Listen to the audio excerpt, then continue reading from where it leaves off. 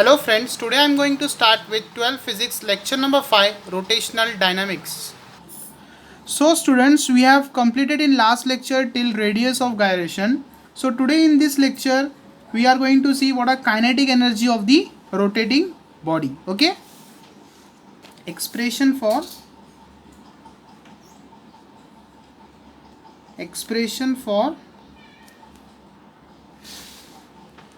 kinetic energy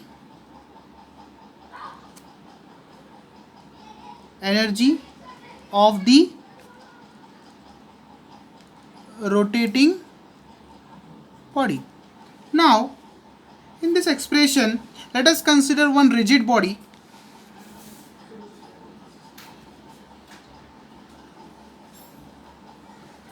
having center and it has some axis. In this rigid body having axis of rotation, this is my axis of rotation,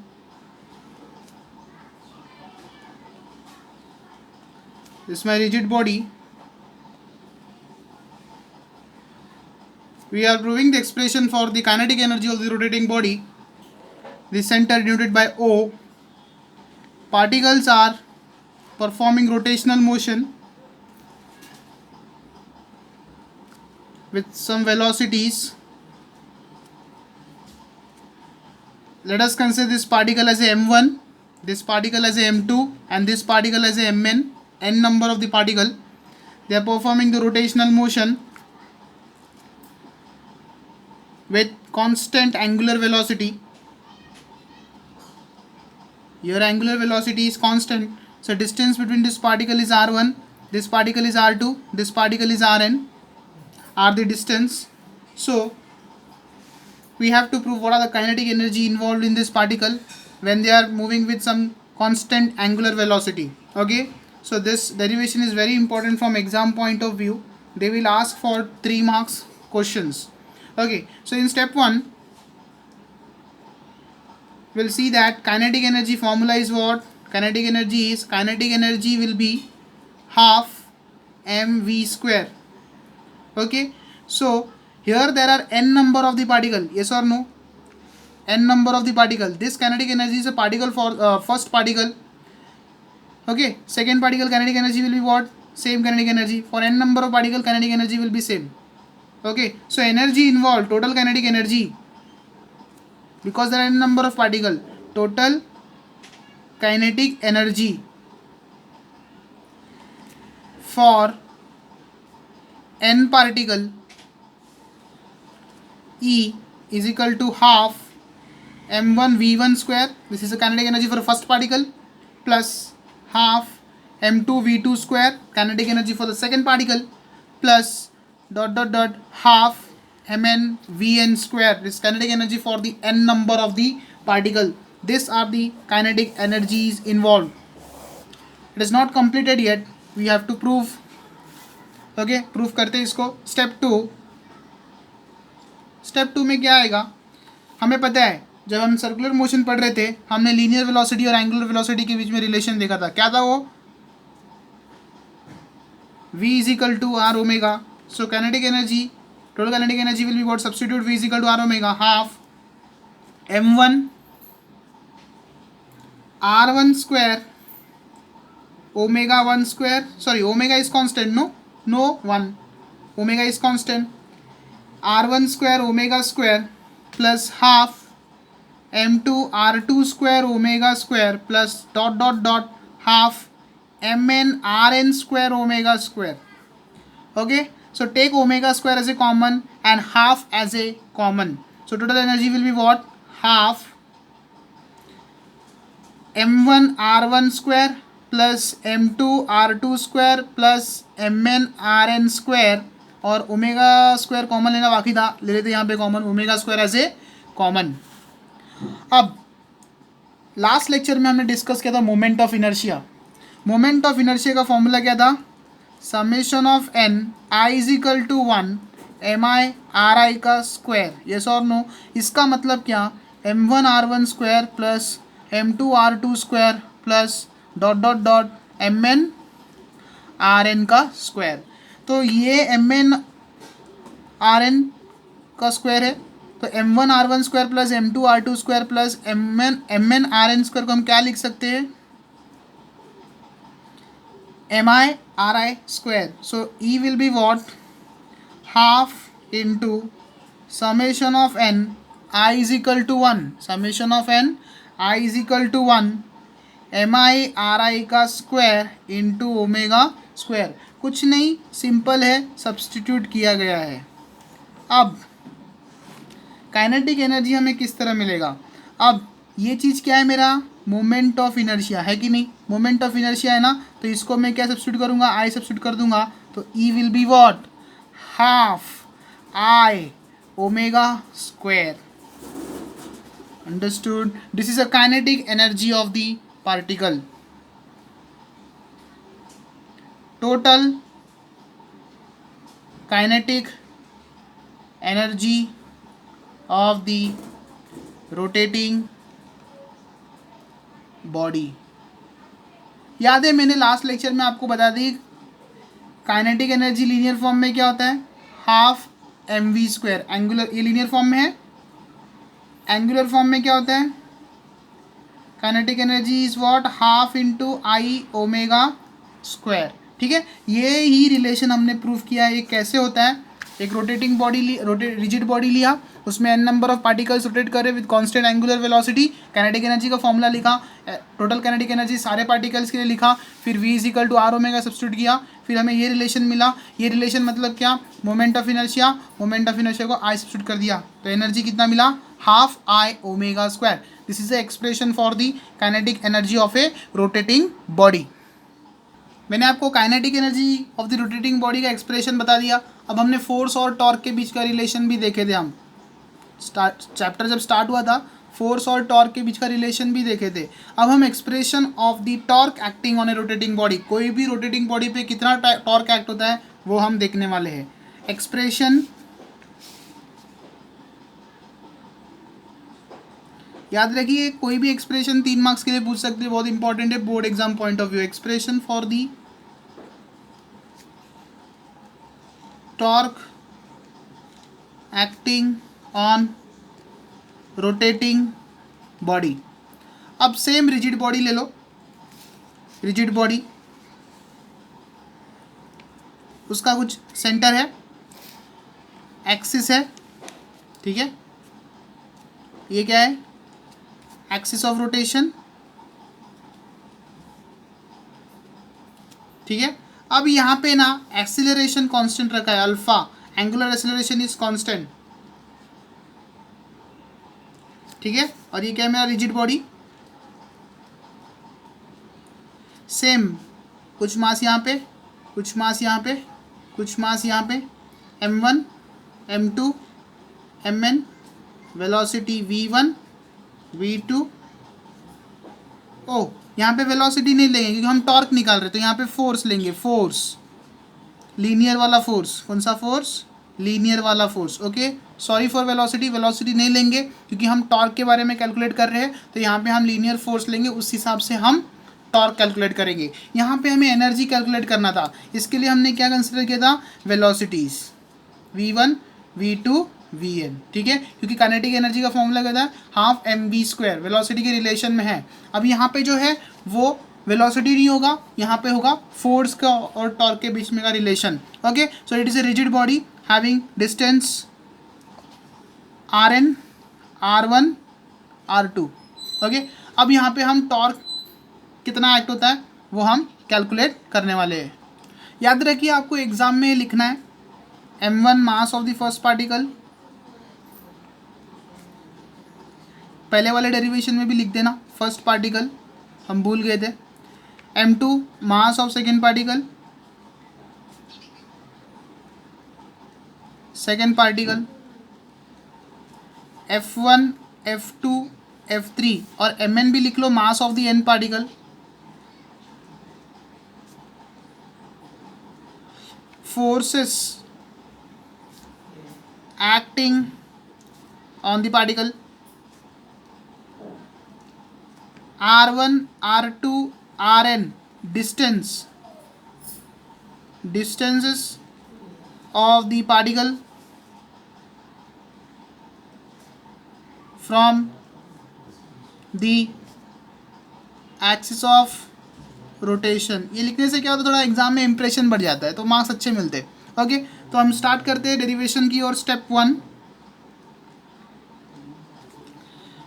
torque का definition. आपने 11th standard में पढ़ा है torque का definition. Torque क्या होता है, force into perpendicular distance. 11th standard में किया कि नहीं, by definition of torque.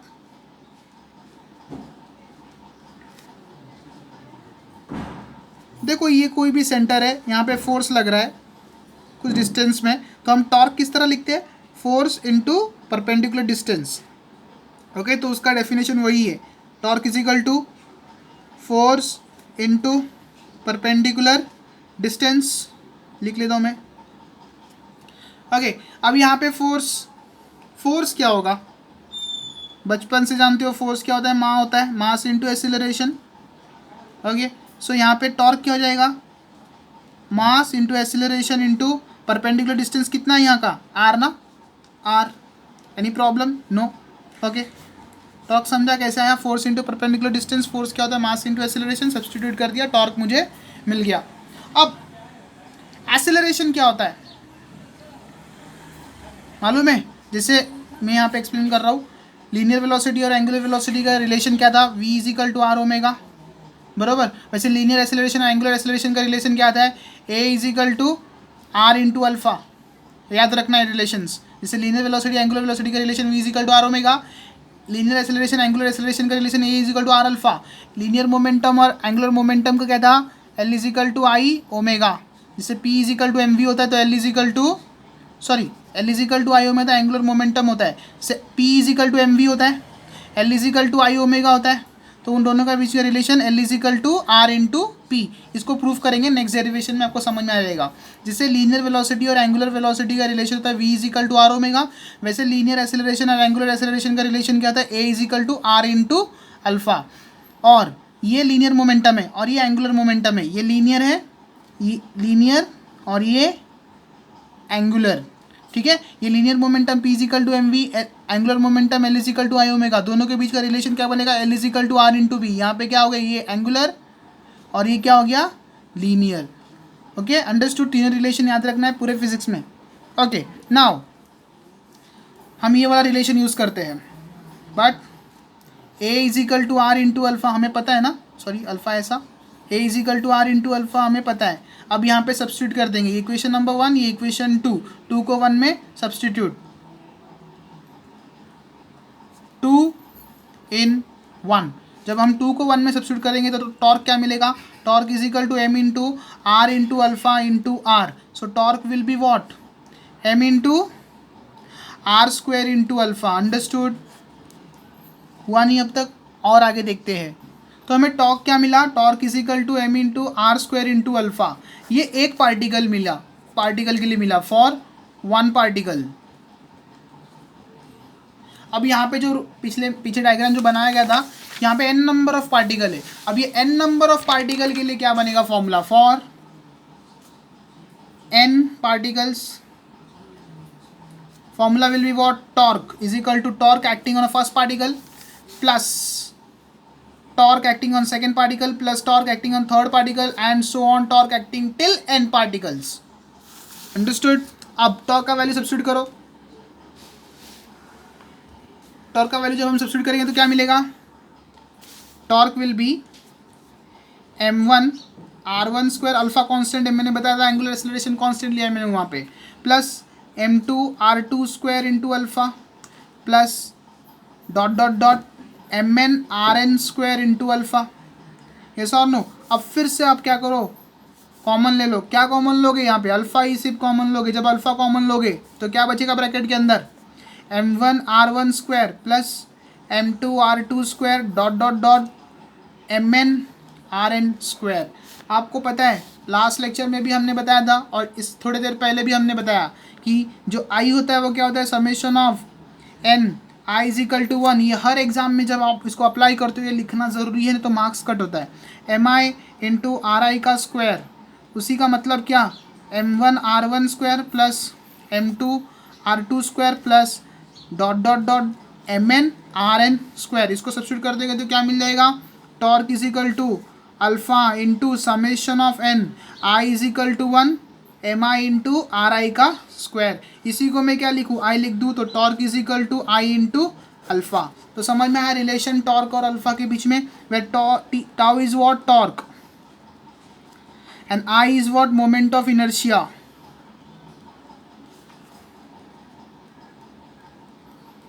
and alpha is what, angular acceleration, angular acceleration। ठीक है, ये relationship for a torque acting on a rotating body.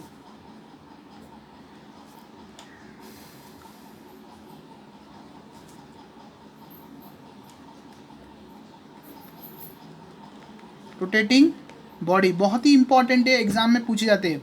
अब ये ना, ये मैग्नीट्यूड फॉर्म में था। किस फॉर्म में था, ये मैग्नीट्यूड फॉर्म में था, मैग्नीट्यूड फॉर्म। अगर मैं इसको वेक्टर फॉर्म में लिखूं,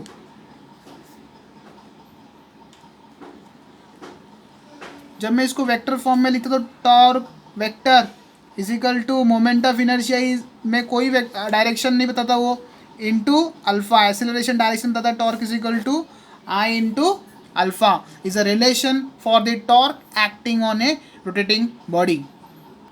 सो स्टूडेंट्स, अभी नेक्स्ट डेरिवेशन की ओर बढ़ते हैं, जो है angular momentum of a rotating body. मैंने आपको बताया था हम इस लेक्चर में हम पढ़ने वाले हैं मोमेंटम के बारे में, एंगुलर मोमेंटम के बारे में, टॉर्क के बारे में और फोर्स के बारे में, और रिलेशन लीनियर मोमेंटम और एंगुलर मोमेंटम के बीच में L is equal to are into P किस तरह होता है। अब देखते हैं इस डेरिवेशन में expression for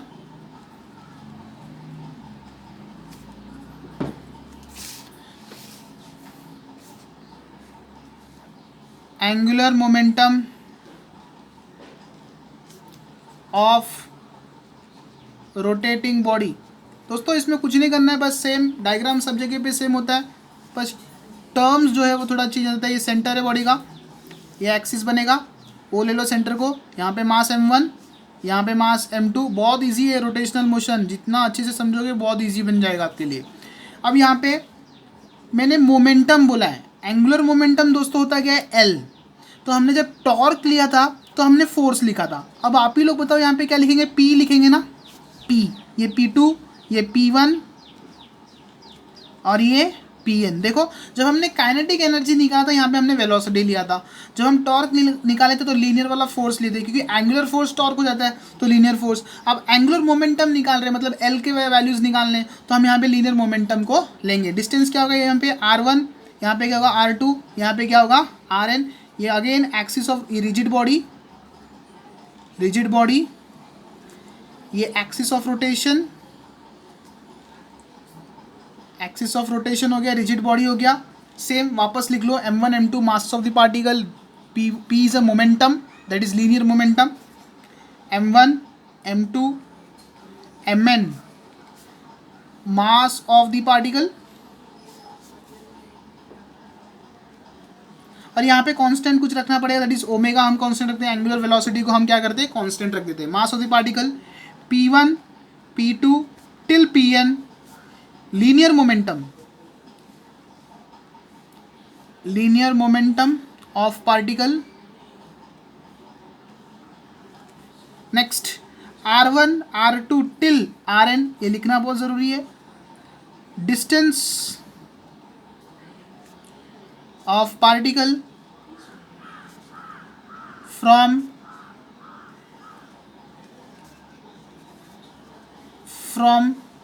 the axis of rotation, from the axis of rotation। तो अब हम पहले लिख लेते हैं डेफिनेशन ऑफ एंगुलर मोमेंटम।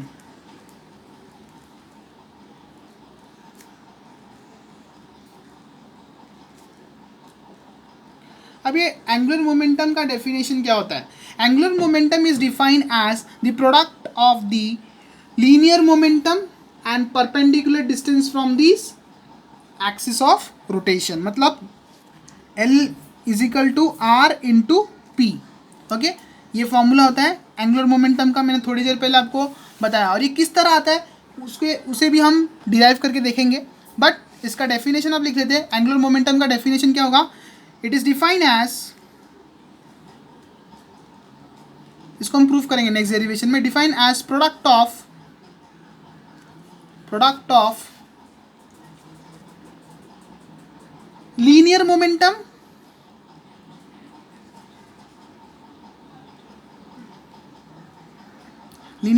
मतलब P. Okay, linear momentum and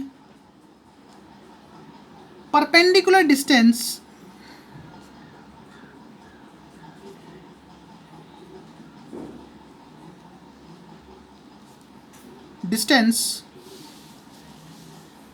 from the axis of rotation. Okay, so it is defined as product of linear momentum and perpendicular distance from this axis of rotation. इसको हम बोलते हैं definition of angular momentum. ये क्या है हमारा definition of angular momentum. अब हम प्रूफ करने वाले हैं angular momentum का रिलेशन रोटेशनल मोशन में क्या होता है. एंगुलर मोमेंटम का रिलेशन रोटेटिंग बॉडी में क्या होता है वो कैलकुलेट करेंगे. उसके बाद ये रिलेशन का हम डेरिवेशन कैलकुलेट करेंगे. तो स्टेप 1 हम यूज़ करते हैं फॉर्मूला ऑफ एंगुलर मोमेंटम. इसको नेक्स्ट पेज में कर दे. स्टेप 1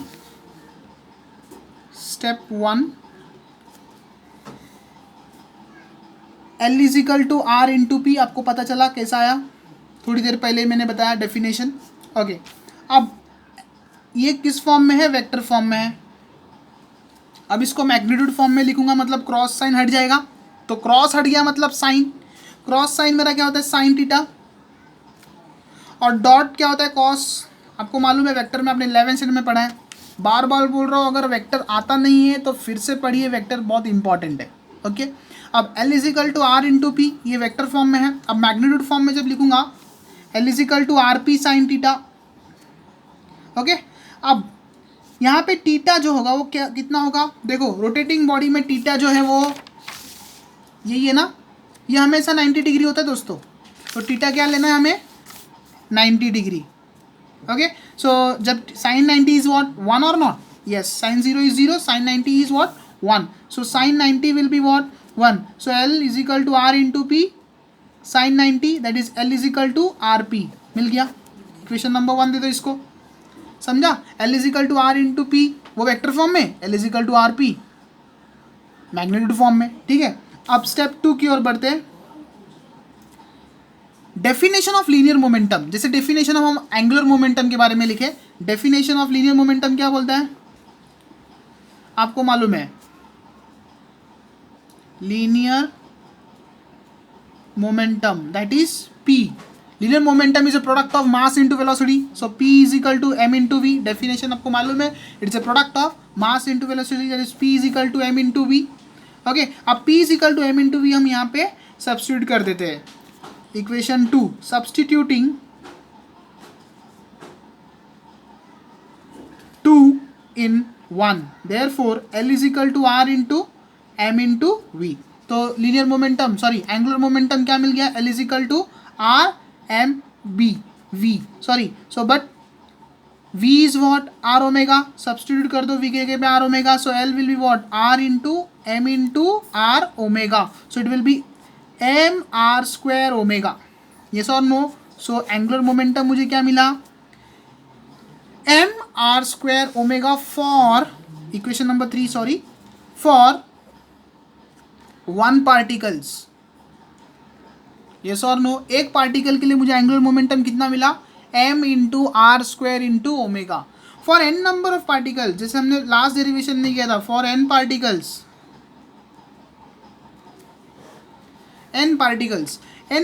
मतलब क्या, L is equal L1 plus L2 plus dot dot dot till Ln. Yes और नो.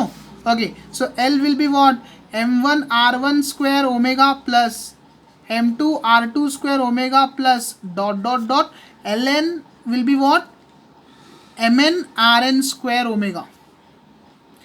यस और नो. अब क्या कॉमन लेंगे, ओमेगा कॉमन लेंगे. L is equal to omega common, bracket में क्या बचेगा m1 r1 square plus m2 r2 square dot dot dot mn rn square. Okay, फिर से आ गया हमारा दोस्त I is what, summation of N I is equal to 1 M I R I square, it will be m1r1 square plus m2r2 square plus dot dot dot mn square. Substitute करेंगे इसको यहाँ पे तो क्या मिलेगा, L will be equal to omega into summation of N I is equal to 1 M I into R I का square into omega. और इसको हम क्या लिख सकते हैं, आई, तो L क्या बन जाएगा हमारा, L is equal to I omega. Understood, ये हमें मिल गया angular momentum of a rotating body in rotational motion. Angular momentum of rotating body in rotational motion. Okay, angular momentum of a rotating body in the rotational motion. कैसे आया मालूम पड़ा ना, ये हमारा रोटेटिंग बॉडी है, L is equal to R P linear angular momentum का definition, उसको हमने यहाँ पे सब्स्टिट्यूट किया, थीटा को 90 रखा तो L is equal to R dot P मिला मैग्नीट्यूड फॉर्म में। अब जब हम लिखते हैं डेफिनेशन ऑफ लीनियर मोमेंटम का सब्स्टिट्यूट करते जाते हैं तो एक पार्टिकल के लिए हमें कितना मिलता है, L is equal to M into R square omega, N number of particle के लिए हमें इतना मिल गया, तो आई का वैल्यू हमें पता है कितना होता है, M I into R I square, that is m1r1 square plus m2r2 square plus mn square. So L is equal to what, omega summation of N I equal to 1 M I into R I square into omega. तो M I into R I square into omega को मैंने क्या लिख दिया, L is equal to I into omega. यही है relation angular momentum का। ये किस फॉर्म में है, मैग्नीट्यूड फॉर्म में। किस फॉर्म में है, मैग्नीट्यूड फॉर्म। अगर मैं इसको वेक्टर फॉर्म में लिखूं, इन vector form L vector will be what, I into omega vector. Okay, ऐसा यूनिट इसका क्या होगा,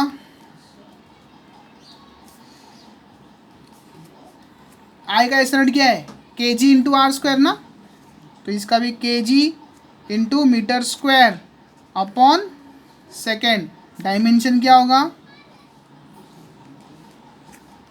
L2 m1 t raise to minus 1। I का डायमेंशन क्या था, L2 m1 t raise to 0 ना, अब सेकेंड आ गया मतलब नीचे t आ गया ना, अब ऊपर जाएगा तो क्या हो जाएगा, L2 m1 t raise to minus 1 इसका डायमेंशन है। अंडरस्टूड, ऐसा यूनिट क्या होगा, के जी मीटर स्क्वायर पर सेकेंड। तो ये है मेरा एंगुलर मोमेंटम इन रोटेटिंग बॉडी का ऐसा यूनिट एंड डायमेंशन और उसका फॉर्मूला। थोड़ी देर पहले मैंने आपको बताया ना कि हमें L is equal to are into P prove करना है, उसको हम प्रूव करेंगे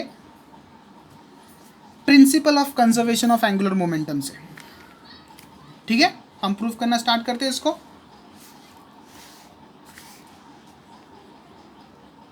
principle of conservation of angular momentum.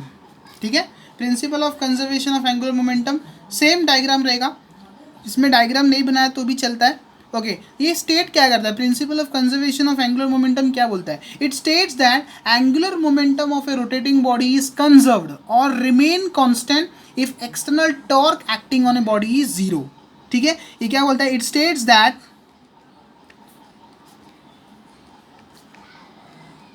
angular momentum of rotating body is conserved or remains constant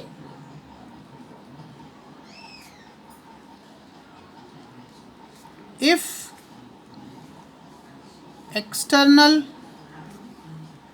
torque acting on the body is 0। क्या बोलता है, angular momentum of a rotating body conserve रहेगा, constant रहेगा जब कोई भी external torque उस body पे एक्ट होगा और उस एक्सटर्नल टॉर्क का वैल्यू कितना रहना चाहिए, 0। तो आपको मालूम है एंगुलर मोमेंटम क्या है, that is L is equal to are into P vector. L is equal to I omega, confuse नहीं होना, L is equal to I omega कब होता है, जब वो रोटेशनल मोशन परफॉर्म करता है। नहीं तो सिंपल एंगुलर मोमेंटम का डेफिनेशन क्या है, L is equal to are into P.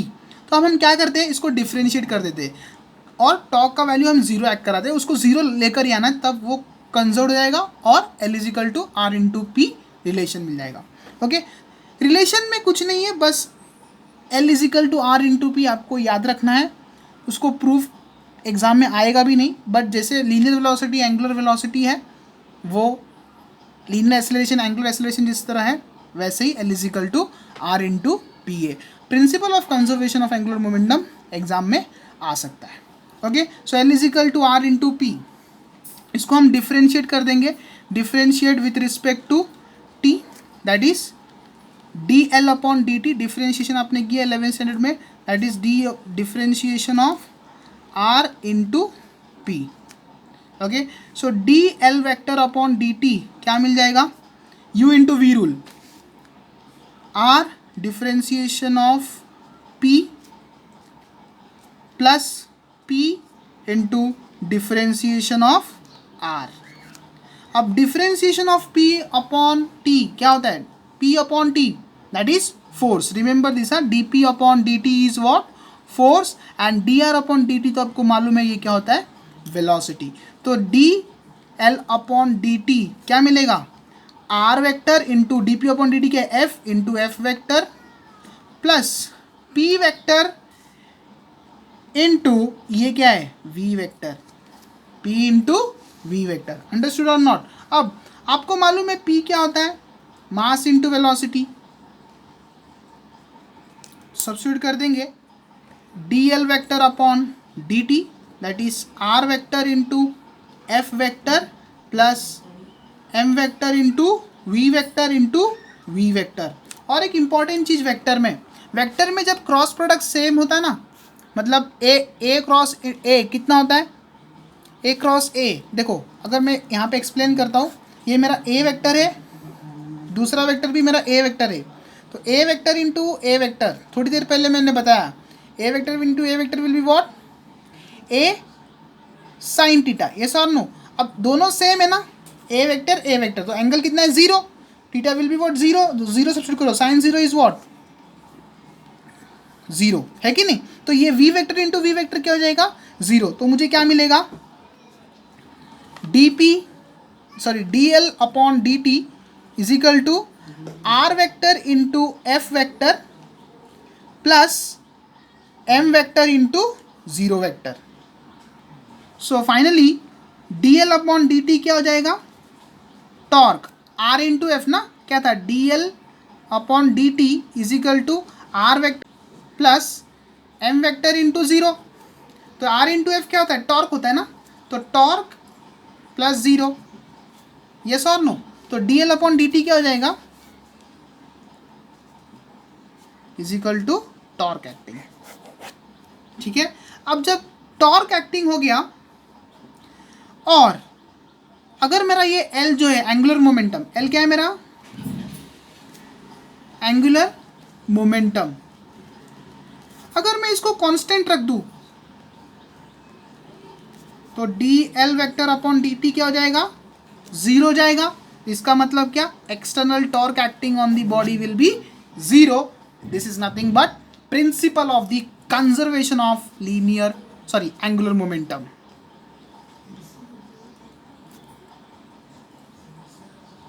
Conservation of angular momentum समझा किस तरह आया। जब भी मुझे principal of conservation of angular momentum proof करना है तो मैं क्या करूंगा, पहले एंगुलर मोमेंटम वो स्टेट क्या करता है कि it states that angular momentum of a rotating body is conserved, remain constant if external torque acting on a body is zero. तो L is equal to are into P, U into V rule लगाओ और differentiate कर दो। D P upon D T क्या होता है, force, D R upon D T क्या होता है, वेलोसिटी, फिर मोमेंटम क्या होता है, mass into velocity.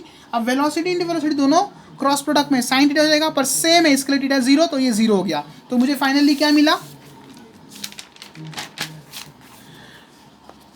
Are into F plus M into zero, तो ये जीरो हो गया।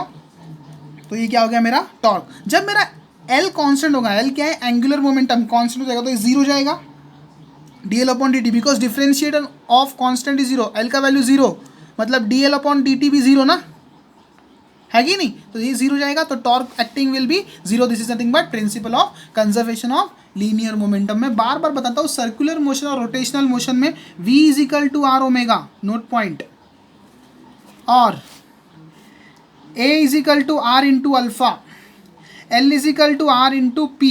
ये डेरिवेशन पूछेंगे नहीं आपको, पर ये रिलेशन आपको याद रखना है हमेशा के लिए। जैसे v is equal to R omega का रिलेशन मैंने एक्सप्लेन किया था, तीनों रिलेशन इस तरह ही आते हैं, L is equal to are into P. Okay, तो काइनेटिक एनर्जी हमें क्या मिला इसमें, kinetic energy is what, half M V square, और एंगुलर में कितना मिलता है, kinetic energy will be half I omega square. Torque, torque कितना मिलता है, I into alpha. Angular momentum कितना मिलता है, I into omega. Understood. In rotating body, in rotating body. तो इस तरह हमने डेरिवेशन सारे प्रूफ कर दिए। नेक्स्ट लेक्चर में हम theorem on perpendicular axis theorem, parallel axis theorem, total energy, rolling motion के बारे में पढ़ेंगे, और कुछ फॉर्मूलेज है डिस्क के ऊपर, रिंग के ऊपर, वो भी सब देखेंगे। होप आपको ये रोटेशनल मोशन का वीडियो अच्छा लगा। अगर अच्छा लगा है तो लाइक और सब्सक्राइब कीजिए और बेल आइकन को प्रेस कीजिए। Thank you very much.